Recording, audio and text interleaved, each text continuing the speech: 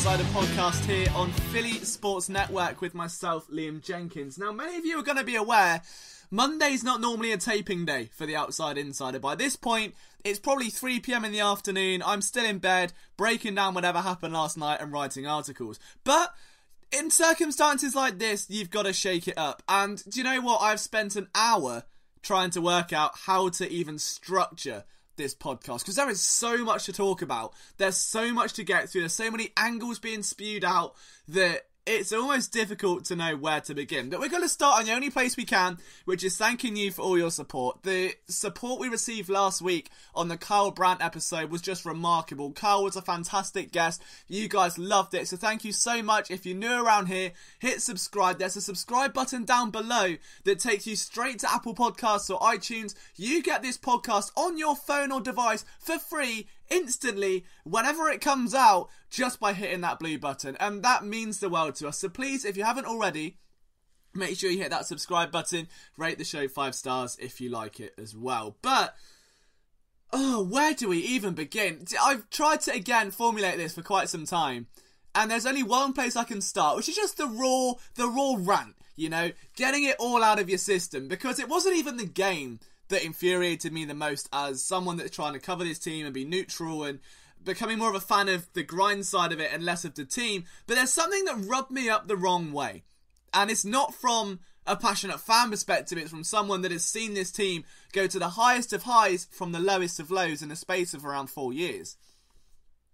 Doug Peterson, just yesterday, in his post-game press conference, stepped up to the podium to meet a horde of reporters wondering how in the hell do you choke a 17-point lead in the fourth quarter. Peterson didn't really have a response for anything. And what he did have a response for, what he did have to say, was something that was so out of character that just did not seem to fit this Eagles mantra. None of it made sense. When asked what the motivations are, what's the message to the team after such a collapse, Peterson stated that it's going to galvanise the football team, it's going to bring us closer together, and the pressure's off. Nobody in the outside world is giving us a chance to do much of anything. No, wait a minute. Wait one second. The pressure is off? The pressure is off. You are the Super Bowl, you are the world champions. After one of the most miraculous runs in NFL history of donning the underdog mask, of saying how fun everything is and how amazing it is to let your personality show and to be different and out there and charismatic, now the pressure's off and now we can relax and we can just play to win the division. Really? It's very easy for Doug Peterson to sit there and say this team is a few plays away from being 5-2. I would say they're a few plays away from being 1-6. That is complacency at its finest, and it is not what this team has come to be about. You look at every other player, I've got the quotes here in front of me, and none of them are on that wavelength. Carson Wentz is not on that wavelength. There's no time to be pissed about it. You have to learn quick and bounce back, said your franchise quarterback. Said that we look at hard in the mirror, we know late in games you have to be better. My approach will never change. Win or lose, on to the next week. That's the way I'm going to approach it.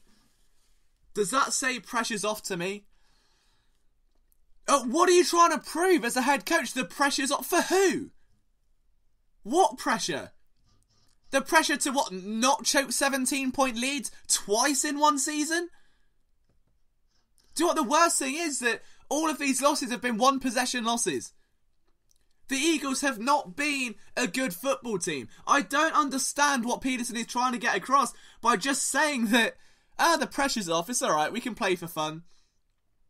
You have now got a Jags team going through a quarterback change that go to London and blow teams out the water because they're used to making that trip every single year. You've got two bad teams in desperation spots. Someone's going to come out a victor, and if it's not the Eagles, and then you host the Cowboys, you see the Eagles on a decline, that's going to be a bit messy. The Eagles have got a chance to go into their bye with 2 wins. Then they come out of their bye with 2 divisional games. They've got a real shot at salvaging this season still. Forget anything else. They've got a real shot at winning the NFC East. The pressure is greater than ever. You are the Super Bowl 52 champions. You should not be in a 3-4 spot, crumbling away 17-point leads, making bizarre coaching decisions, which we are going to get to shortly. What pressure is off? The pressure from the outside saying, oh, people never expected us to do much. The world expected greatness because that's what you promised last postseason when you lifted that trophy. That winning is the new norm. How many of those 3 wins have been the new norm? It is a disappointing time if you're an Eagles fan right now. And as someone that, again, is neutrally trying to cover this team, I'm not angry or mad because of, the team's done something bad. It's angry from just seeing the way that's been handled, to the point where the next day, Doug Peterson walks into the press conference to respond to comments about why he didn't run the ball more, why he didn't blitz enough in that 4th quarter. And all he said was, you're not the ones watching 18 hours of film. You're not down here on the sideline. Come and do my job and then we'll have a chat, basically. Do you know what, Doug? Let's have an intimate conversation because, you're not going to hear this, right? I think anyone else is going to, and from that organisation. But the Panthers came into that game giving up 4.6 yards per carry against the run. True or false? True. The Eagles, after 3 quarters, averaged 2.4 yards per run. True or false? True. Fair point, but the run's not working. Okay, I understand that. Josh Adams, however, averaged 4.3 yards per carry on his 4 attempts. Don't see why he couldn't have been put in there. But the more important thing was, let's just say, worst case scenario. You start that 4th quarter and you send Wendell Smallwood up the middle and he goes nowhere for a loss of 1. That play clock ticks down 40 seconds, you go again. Smallwood to the outside, gain of 3. Play clock ticks down, 40 seconds, you go again. Smallwood runs again, clock ticks out, 40 seconds. Now, is my maths terrible? Or is that not 2 minutes worth of game clock being taken off right there? And of course, Peterson would have mixed in some passes, maybe got a slant or something like that. But instead, we got to the 4th quarter and there was 1 rushing attempt for the rest of the game. An 8-yard gain by Wendell Smallwood. Really?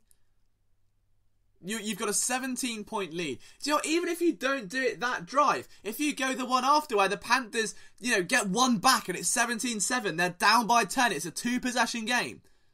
You're telling me you don't want to take 2 minutes off the clock there? And then give them 7 minutes? And then if you can stop them once, you've got 5 left, do it again, that's 3 minutes. They're not getting 2 touchdowns in 3 minutes.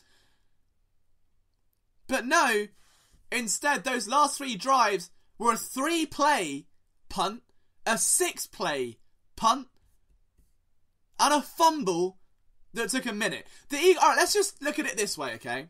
The Eagles started this game with 3 plays. They had a pass for no gain, a sack, and an incomplete pass, punt. Alright? After that, an 8-minute drive with a missed field goal, a 3-minute drive with a touchdown, a 3-minute field goal, 2-minute end of half. 9 minutes 22 seconds touchdown, in the 2nd quarter. 3-minute 49 punt. Do you know what happened after? 1 minute 51 punt, 1 minute fumble. I don't understand any of it. Why that ball was not run, I will never know. That is old habits dying hard, we'll get to that shortly. But the point is, what pressure is off? There is no pressure when you've got a 17-point lead. But when your players are dancing at the start of the 4th quarter because you're up 17 points to the Panthers, that's a problem when you're 3-4 now. We spoke about it recently, about Lane Johnson saying, I'd rather have fun and win 1 Super Bowl than not have fun and win 5. The best type of fun is winning. That's what you're born to do. That's what you're bred to do. And now you're getting complacent, there's errors, you're blowing 17-point leads, and you're going into London. There is more pressure than ever, because if the Eagles come back 3-5 to face the Dallas Cowboys, they're in trouble. they're in big trouble. And if the Dallas Cowboys win then, what message is it sending to the team? If the pressure is off, that's what you tell a team in week 17. The pressure is off. What pressure is off? What pressure was on? Are they trying to live to some unsocietal standard? And if they are, the reason for it is because no one's told them, or whatever's been miscommunicated, that there is a level of expectation as world champions, and if you don't meet that, something's wrong. You can't approach it with the same energy. The team had shirts printed with targets on their back, and now there's no pressure. You mount the pressure on yourself, and then you suddenly rip it away when it gets too hard. That is not how you run a football team. I don't know what's going on. There's too much. We've got to get into something else before this rant gets carried away. It only makes sense we go with running the ball. I don't understand what the mantra was there to not run the ball in the fourth quarter. It doesn't make any sense to me. But let's think about it like this, okay? If you leave your old job, because you know what? It was too easy. You want a fresh challenge, right? You've done everything you could possibly do at your old job. You've done very well at it. But at some point along the line, you've got a little bit complacent. Maybe you sneak an extra 5 minutes on lunch. Maybe you leave 5 minutes earlier than you should. Maybe you leave that task for the guy that's starting like 5 minutes later because you can't really be bothered to do it. You start a new job, it's fresh, it's challenging, it's fun, it's great. But over time, when those old habits settle in and you get a little bit more comfortable, they come out of the woodwork again. Because that's who you are, that's your makeup, right? You can't change that. So, when we look at this Eagles team in 2016, when they have no rushing identity, and Ryan Matthews went from being a lead back to a goal line back within a week. When we look at it last year, when LeGarrette Blount didn't carry the ball once against the Kansas City Chiefs, then when Jay Ajayi came in, had no double-digit carries for the rest of the season. What has been the one criticism of Doug Peterson since his arrival in Philadelphia? The one thing you could pick out that transcended week after week, season after season. There's one phrase, and it's 3 words. Run the ball. We have seen it time and time again. And at this point, I really don't believe trading for a running back is going to do anything because Peterson won't use him. He said today he's got confidence in his personnel. If that's the case, if you have confidence in your personnel, why, oh why, with a 17-point lead, are you passing it 3 times in a row? And that's not even the worst part. I mean, he attempted to pass it to Smallwood. It was incomplete. It's -2 yards. Then to Jeffrey and to Aguilar. There's got to be different ways of getting these running backs involved. This is the most creative offense that I've seen in Philadelphia for a while. The audibles they have at the line of scrimmage, the formations they show, the different things they can do. But how often, when it gets late in the game, are we seeing this now? You are asking Carson Wentz to throw at least 36 times per game, even when you've got a 17-point lead. At that point, when you have shut a team out for 3 quarters, you are not trying to blitz and run up the score and throw downfield time and time again. You're trying to run down the clock. You did it in the second quarter. I do not understand why those running backs were not used. It is the biggest confusion that I've had all season, apart from what we saw on defense. And I mean, the only other aspects I've got which directly links to this run game is this offense is feeling so 2016, and I can't put my finger on why. In 2016, the Eagles couldn't establish a run, and there were 2 targets being pushed over and over and over and over again. It was Zach Ertz and it was Jordan Matthews. Difference is this year, Matthews has been replaced by Alshon Jeffrey. Let's take a look, alright, at the stats from last game before we move on. The Eagles targeted Zach Ertz 11 times, Alshon Jeffrey 10. That's 21 times between them, right? The rest of anyone that's tight ends, receivers, running backs, any personnel that was targeted, Dallas got it 5, Nelson Aguilar 7, Clement twice, Smallwood twice. Are you kidding me? 16 times in comparison to 22 people were targeted. More than the rest of a receiving corps, the rest of a tight end group, and 3 running backs put together in a game where Wentz threw it 37 times. What's worse is that Nelson Agholor is averaging 3.3 yards per reception. What's going on there, I don't know. Why he's only being used on gadget plays as if he's a former Rams wide receiver who we won't name. He's being used on swings and screens and slants and nothing. Why he's not going downfield, I'll never know. The whole point of bringing Jordan Matthews back was because, Nelson Agholor needs to get healthy, replace Alshon Jeffrey. Great, fine. That's fantastic. But now Nelson Agholor can return to the slot. For some reason, Nelson Agholor just isn't being used in the way that he was. It's very strange to see. I don't understand exactly what's going on. He's averaging 8.5 yards per reception this year. Against the Falcons, it was 4.1. The Colts was 6. The Titans were 4. 3.3 against the Panthers. This is a slot receiver who dominated at USC and who 1 year ago, let's not forget, this was a matter of months, averaged 12.4 yards per reception. I mean, this time last year, he went through a streak of 5 games where he averaged more than 10 yards per reception. The Eagles that season spread the ball around. That was the difference. Everyone was getting a bit of it. It was like Golden State. It was so fun to watch. And we've made this comparison before. The Eagles last season were like Golden State in every sense of the word, because if Klay Thompson's off, Steph Curry's going to pick it up. If Steph Curry's off, KD's going to pick it up. And if you need a bit of brute force, you have got Draymond Green right there. Same with the Garrett Blount last year. The amount of times that team moved their things around, moved their pieces around. If Alshon Jeffrey couldn't get going, then Zach Ertz would. It took 14 weeks. 14 weeks for a player to have a 100-yard receiving game. This year already, Zach Ertz has been targeted 78 times, Alshon Jeffrey 39 since his return. Nelson Agholor sits in the middle with 55, but that's only because he was spammed in, those weeks where there was no other receiver on the field.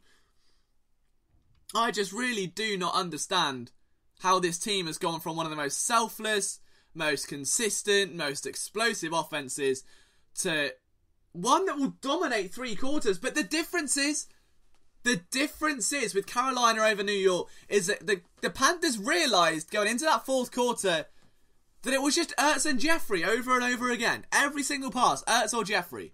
So, with their cornerback being beaten very rapidly, very consistently, they gave him some help. They moved the safety over. They got Luke Kuechly to be a bit more physical. They moved some cornerbacks over Zach Ertz. And all of a sudden, Wentz is then trying to force those passes through tight holes which just aren't going to get there. That's the difference. The Eagles, instead of adjusting to the fact that that's exactly what they wanted last year. They wanted the playmakers to be taken out of the equation, because out of nowhere, bang, Nelson Agholor 30 yards. Bang, Shelton Gibson this year 30 yards. That's what you want. Wentz didn't do it. It was so strange to watch that team fall apart. And then we've got the defensive side of it, where again, the Panthers realised that the Eagles were playing some very soft coverage out of nowhere going into the 4th quarter. They were fine before. They shut the Panthers down. They got pressure to Cam Newton.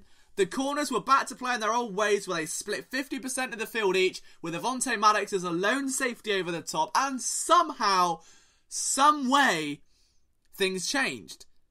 And the Panthers realised that as the corners get further and further away, they can slip underneath with Christian McCaffrey. But instead of moving corners down and realising that, wait, the Panthers are just going to dink and dunk because, apart from public perception, Cam Newton has been one of the league's most consistent pocket passers all year long, while his plays on his feet are, renowned by now, and he's some ultimate god amongst men when he's scrambling. He's a very firm pocket passer. So you give Cam Newton time where the corners are running away from the ball with their backs turned, and you give him Greg Olsen underneath, and you give him Christian McCaffrey, who is going to tear it. You're going to give him Devin Funchess, who's going to come back. It's just not going to end well. DJ Moore had a great game on those 3 receptions. Torrey Smith, on a key 4th and 10, went up against Jalen Mills and made him stumble.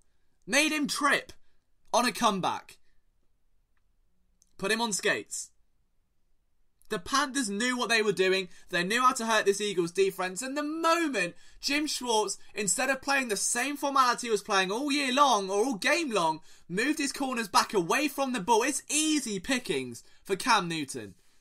It really is.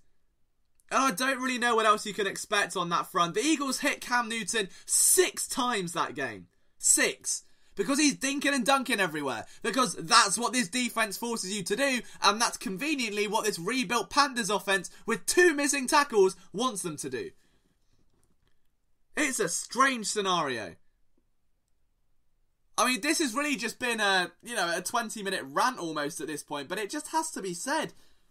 I really do not understand half of the calls that came from that game. The other aspect that I think really does deserve some attention here is Carson Wentz. And I put an article up yesterday. We're going to go through this now because for some reason this has been slated. And then the best thing was, right, that I had this article 18 hours ago at the time of recording this podcast. I've written it, I've put it on Twitter, promoted it, and then a morning later, a writer who shall remain anonymous from another site puts up a mirroring article with a mirroring angle with the exact same image, and I'm just like, what are you doing? Like, come on, man. It really does grind my gears. But we're not here for sour grapes. We're here for something a little bit different. Here's a statement I'm going to open with. Carson Wentz is not a clutch quarterback. Change my mind. And I shared this article to various different Facebook groups, and the response I got, I think, was people looking at the headline and just being thrown off and saying, oh, how can you blame Carson Wentz for the loss? And you're right. This isn't on Carson Wentz. In fact, just to play devil's advocate here and really look at how good Carson Wentz was that game, he completed a career-high 81% of his passes with 310 yards and 2 touchdowns. He's completed 60% of his attempts in each of his last 5 games. That's the longest streak in team history. He's completed 15 consecutive passes between the second and third quarters. That is the 3rd longest streak in history. He is breaking records left, right and centre. He joins Randall Cunningham as the only quarterback in Eagles history to record 115 passer rating in 3 games in a row. But there's one thing he lacks, and it's something that hasn't just been in his DNA. And it's okay, but we're now going to understand why. Let's just take a look at this. Carson Wentz has had 9 situations where the game has been on the line since, being a Philadelphia Eagle, where he's had to win or lose it. A game-winning drive, if you will. In those games, he's 2 of 9. 2 of 9. I don't understand. Do you know what's really weird? I charted this in the article. 1 possession wins in 2018 so far. 1 possession losses 3. In 2016, 1 win, 6 losses. In 2017, okay, get this, he had 4 1 possession wins and 0 losses. What was the difference? Classroom, lift your hands up now. Ah, Jimmy at the back. I'll take your answer. Oh, can it be the defence, Liam? Partly. Good answer. Yeah, very good. Anyone else? Ah, Timmy at the front. I reckon it was their average winning margin because they were blowing teams out. Exactly, Timmy. Well done. In 2017, the Eagles won every game by an average of 14. In 2018, that number is down to 3.2. And in 2016, it was down to 2.3. At North Dakota State, I charted 1 win, 2 losses in 1 possession in 2015, 2 wins, 0 losses in 2014. Both seasons, the team average winning totals of over 2 touchdowns. The thing with Carson Wentz is that he's a front runner. He is a front running quarterback. He has been bred, he has been built to be someone that can run up the score, get the team in front and control the clock throughout. That's that. Every team he's played for has been exactly the same. The Eagles' defense in 2017 rarely put Wentz in a situation where he had to put the team on his back. Even against the Colts, where someone was coming at me on Twitter last night saying that was a game-winning drive. It wasn't, because Andrew Luck ruined it at the end and choked it by himself.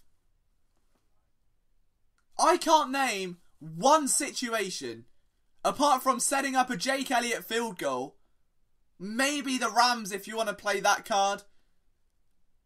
Other than that, the Ravens, where he scored the touchdown and they whiffed the extra point in 2016.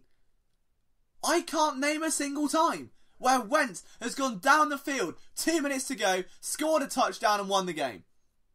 Because it's not in his DNA. He hasn't been exposed to it. And this is going to be something we see over and over again now. That as this experience has come, he's had 2 of them this year now in a row almost.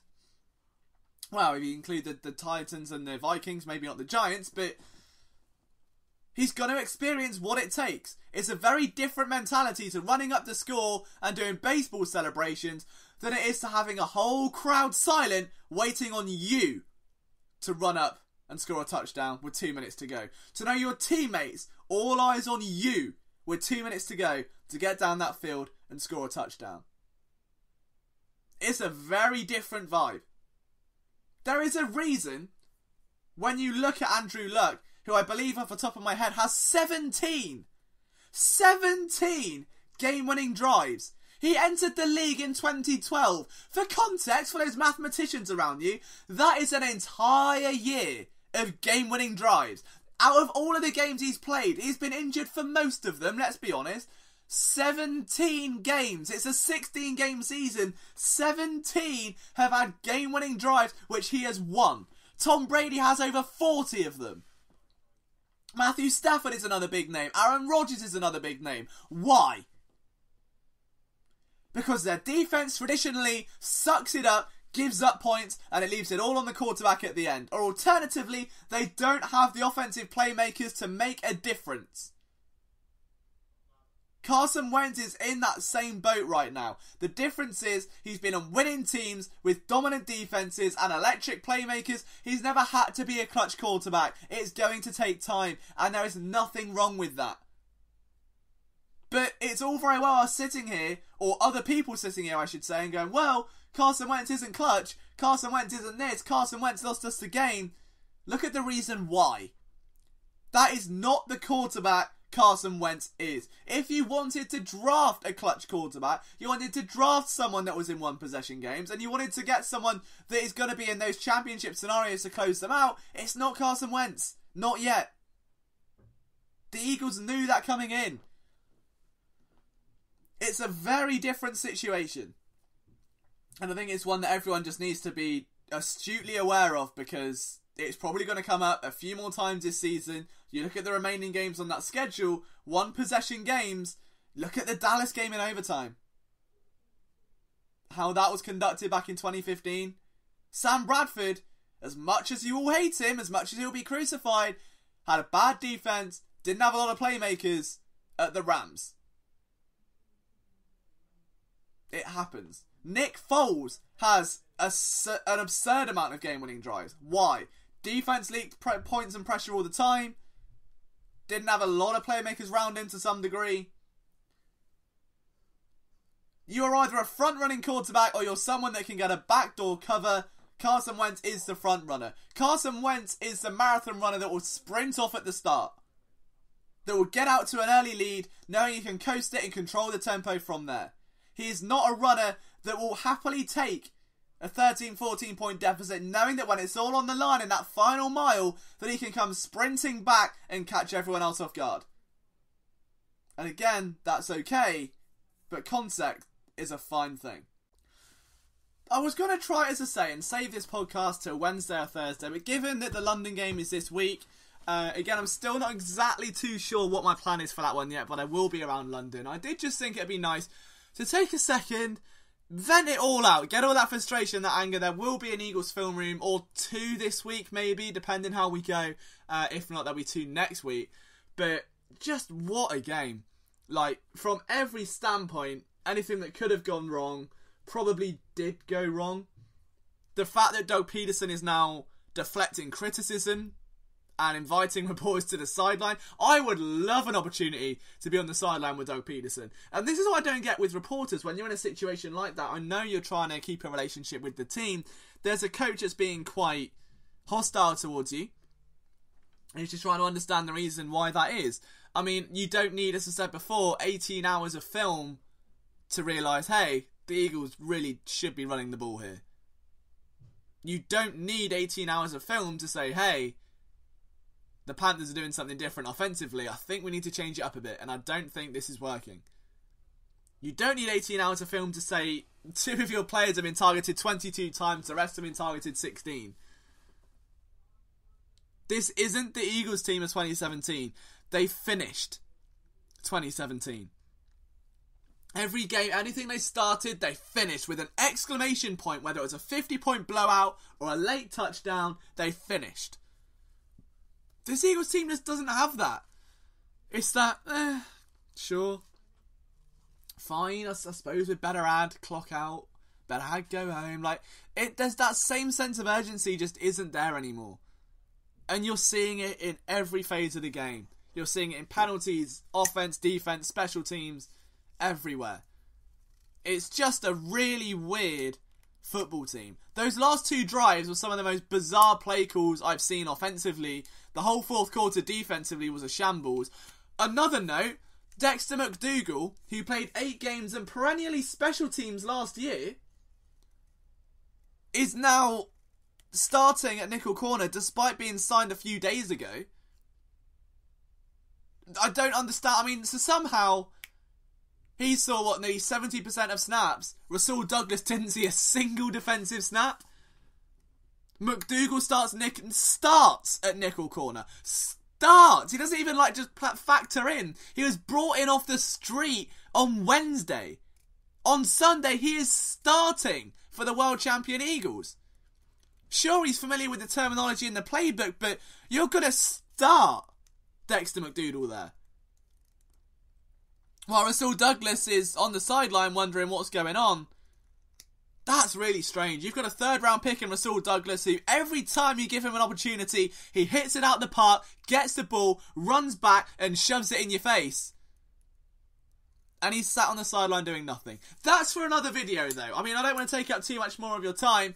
This really was just an emergency rant podcast. It's the first of its kind, so let me know if you enjoy it or if you enjoy the more anecdotal and comparison side of things. I think we are going to have a couple special features across the next 7 days. Obviously, the Eagles coming to London. Unfortunately, as we said, I'm not credentialed, but there is a story on the Philadelphia Eagles website, eagles.com, that's dropping Thursday on myself and Philly Sports Network. So what a blessing that is. I said about it last podcast. That is an unreal opportunity, and shout out to Graham, who I'm sure has done a wonderful job in piecing that together. So if you do want to see that one, I'm sure I'll make a video about it. That will be out on the Eagles website on Thursday, so make sure you stick around for that one. We'll have Eagles Film Room content here on the YouTube channel, but from myself, Liam Jenkins, we'll see you next time for another episode, and a very British episode from London of The Outside Insider.